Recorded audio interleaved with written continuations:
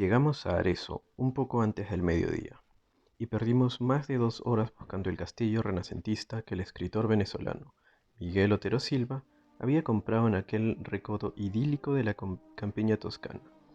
Era un domingo de principios de agosto, ardiente y bullicioso, y no era fácil encontrar a alguien que supiera algo en las calles abarrotadas de turistas. Al cabo de muchas tentativas inútiles, volvimos al automóvil. Abandonamos la ciudad por un sendero de cipreses, sin indicaciones viales, y una vieja pastora de gansos nos indicó con precisión dónde estaba el castillo. Antes de despedirse, nos preguntó si pensábamos dormir allí, y le contestamos, como lo teníamos previsto, que solo íbamos a almorzar. Menos mal, dijo ella, porque en esa casa espantan. Mi esposa y yo, que no creemos en aparecidos del mediodía, nos burlamos de su credulidad, pero nuestros 2 hijos, de 9 y 7 años, se pusieron dichosos con la idea de conocer un fantasma de cuerpo presente. Miguel Otero Silva, que además de buen escritor era un anfitrión espléndido y un comedor refinado, nos esperaba con un almuerzo de nunca olvidar. Como se nos había hecho tarde, no tuvimos tiempo de conocer el interior del castillo antes de sentarnos a la mesa, pero su aspecto, desde fuera, no tenía nada de pavoroso, y cualquier inquietud se disipaba con la visión completa de la ciudad desde la terraza florida donde estábamos almorzando. Era difícil creer que en aquella colina de casas escaramadas, donde apenas cabían 90.000 personas, hubieran nacido tantos hombres de genio perdurable. Sin embargo, Miguel Otero Silva nos dijo con su humor caribe que ninguno de tantos era el más insigne de Arezzo. El más grande, sentenció, fue Ludovico, así, sin apellidos, Ludovico, el gran señor de las artes y de la guerra, que había construido aquel castillo de su desgracia y de quien Miguel nos habló durante todo el almuerzo. Nos habló de su poder inmenso, de su amor contrariado y de su muerte espantosa. Nos contó cómo fue que en un instante de locura del corazón había apuñalado a su dama en el lecho donde acababan de amarse y luego azuzó contra sí mismo a sus feroces perros de guerra que lo despedazaron a dentelladas.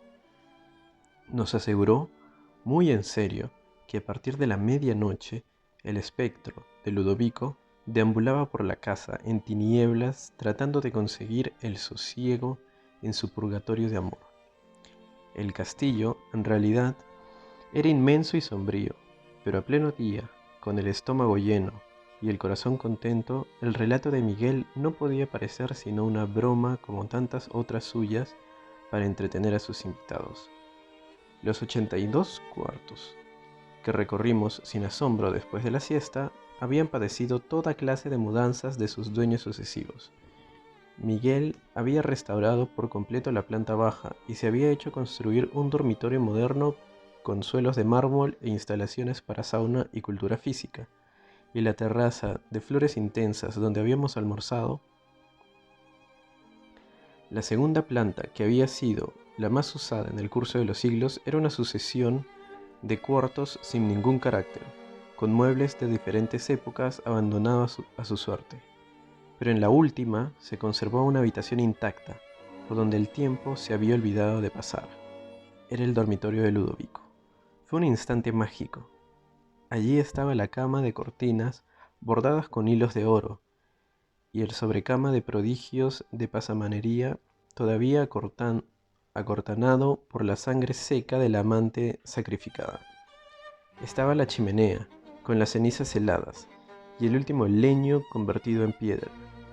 El armario con sus armas bien cebadas, y el retrato al óleo del caballero pensativo en un marco de oro, pintado por algunos de los maestros florentinos que no tuvieron la fortuna de sobrevivir a su tiempo. Sin embargo, lo que más me impresionó fue el olor de fresas recientes que permanecía estancado sin explicación posible en el ámbito del dormitorio. Los días del verano son largos y parsimoniosos en la Toscana, y el horizonte se mantiene en su sitio hasta las 9 de la noche. Cuando terminamos de conocer el castillo eran más de las 5, pero Miguel insistió en llevarnos a ver los frescos de Piero de la Francesca en la iglesia de San Francisco. Luego nos tomamos un café bien conversado bajo las pérgolas de la plaza, y cuando regresamos para recoger las maletas encontramos la cena servida. De modo que nos quedamos a cenar.